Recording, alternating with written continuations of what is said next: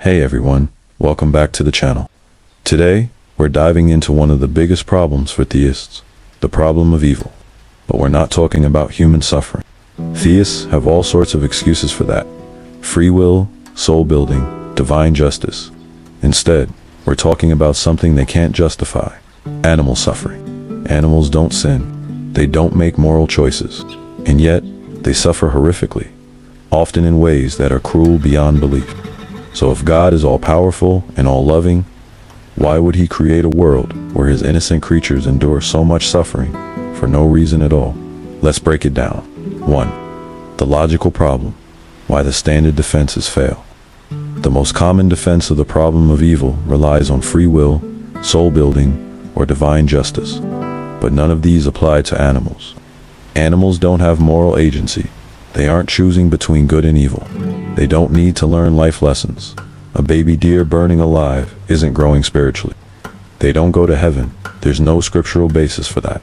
If animals don't deserve suffering and don't get any justice for it, then why would a loving God allow it? 2. The reality of animal suffering. Let's talk about what God's creation actually looks like.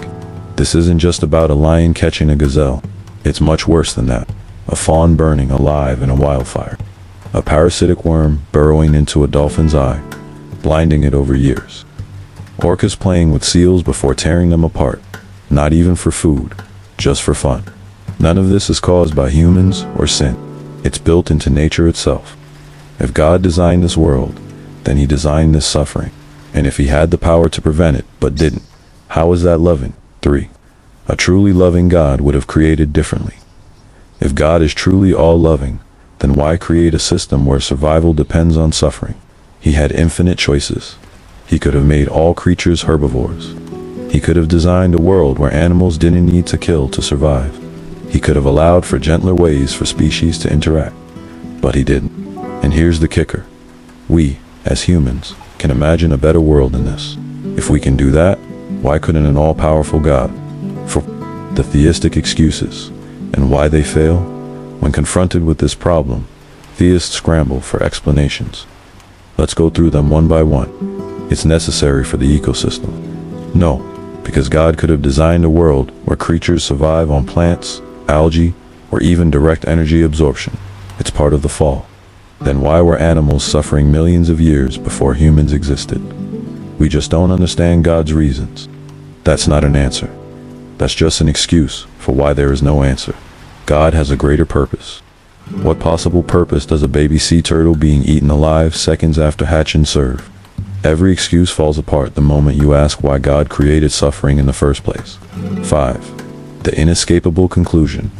If God is all-loving and all-powerful, then this world would not look like this. The fact that animals suffer pointlessly means one of three things. God isn't loving. He allows suffering for no reason. God isn't powerful. He can't stop it.